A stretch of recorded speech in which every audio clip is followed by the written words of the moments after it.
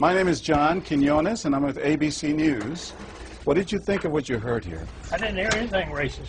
He told her he wouldn't serve her. Well, he can say he wouldn't serve you if you come in here barefooted without a shirt on. But she wasn't barefoot or without a shirt on. Well, she wasn't dressed right. What do you mean? If I was running the place, I'd do the same thing. You wouldn't let Muslims shop at your store? I sure wouldn't. We never expected customers to be so candid. How do I know you don't have a bomb in there? Watch what happens this time when, once again, our Muslim woman is denied service. This is not right.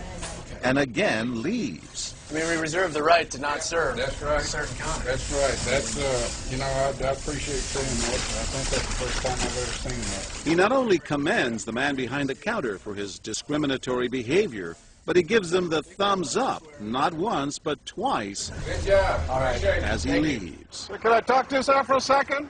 But when I approach, So we're with ABC News. there is no thumbs up for me. We staged a little experiment in there to see how people would react to that kind of attitude. You're not an American. I am an American. That man took it a bit farther, telling me I'm not an American. He was threatened. Jack DeVideo is a social psychologist at Yale University. So when we as Americans feel threatened from the outside, we're going to define ourselves in very rigid fashions. Either you're with me, and if you're not really one of me, then you must be somebody else who's against me. The young woman in our experiment is an actor, but for this woman, discrimination is all too real.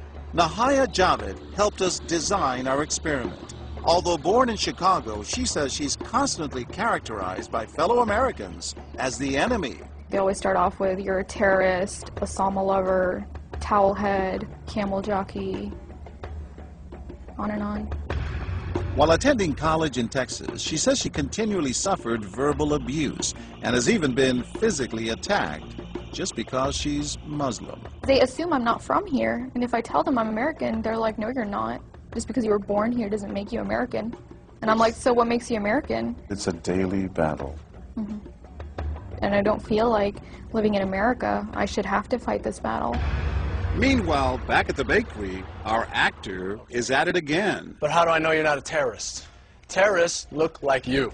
But this time the customers are sympathizing with the Muslim woman. You're a Christian. Come on, go home. Right, I know, but can you blame me?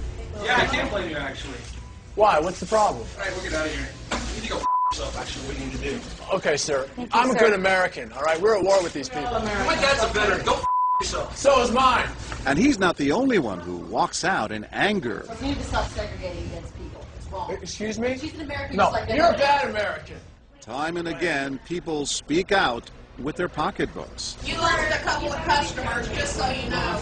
But look what happens when this man threatens to leave. You're not a good American, sir. I believe I am a good American. My son just came back from serving in the Army for over a year in Iraq, and that has nothing to do with her rights. I understand. Thank you, sir. And I hear what you're saying. But I can't believe you would be so discriminatory. I'm deeply offended by that. I'm sorry to offend you, sir, but I've got to live with myself. Seething, the man vows to fight back. I will let people know this. I've stopped here every time I come by this place, and I'll never stop here again. Why did folks get so upset? They saw an injustice. It's justice that binds us together. It's justice that makes us a society. Any threat to that kind of sense of justice and fairness undermines the entire system. You're really not going to serve her because No. of what she's wearing? No, I'm not. Because I'm Perhaps a good that's why more customers are outraged by our actor's hateful behavior than approve of it. You're not dressed like an American. I don't know But what no you have. one is more persistent than these two young women who can't believe what they're hearing. Take your jihad, take it back out to the parking lot. Excuse me? I mean, I got to protect my customers, okay? You're really offensive and disgusting. Well, I'm sorry. I'm just trying to protect Thank you. here. Thank because you. You're don't know what's sick. going on. Like that doesn't mean anything. This is a different How do you know? culture. You are These people so are trying to ignorant. kill It's Americans. disgusting. is my culture. So you're ready to serve me, but you're not ready to serve her? You're obviously dressed like an American. Big deal. She's Muslim. And unlike the others, they don't just leave in anger. They stand their ground. So you're going to regulate what people wear? Yes, because I Are believe you the the degree manager? of... No, I'm not the manager. Can I speak to your manager? I'm John Quinones with ABC News. It's only when we catch up with our heroines that they finally let their guards down. I'm with my friend who's, Muslim, and it's, I've just seen how people treat them differently. And it really hurts me. Just watching them stand up for what they believe in touches Professor DeVideo. In a way, they defended America, and I was impressed by that, because they wanted this to be a just society, a just place, a just bakery. I'm John Quinones. And remember this man whose son served in Iraq?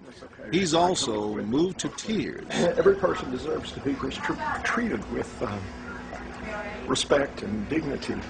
No matter how In they're every dressed. situation, no matter how they're dressed. Never have we seen reactions so polarized, from a thumbs up for prejudice to an emphatic thumbs down. Go f yourself.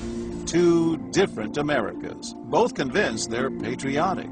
At the end of the day, 13 people stood up for the Muslim woman, while 6 sided with the clerk. But the majority of the bystanders, 22, did or said absolutely nothing. That's what's most frightening to Muslims like Nahaya, who was watching our experiment. In fact, so frightening that they often avoid going out by themselves. It's really sad because I'm old enough to be able to do things by myself. I shouldn't need a chaperone all the time. But that one time that I'm alone and something bad might happen, I'd rather be safe than sorry. Hi, I'm Nahaya. It's no wonder this young woman was so moved by the people who came forward to protect a stranger who just happens to be Muslim. Thank you so much for what you did, and I wish more people would do these type of things. And I do too. It would make my life a lot easier. I'll go with you.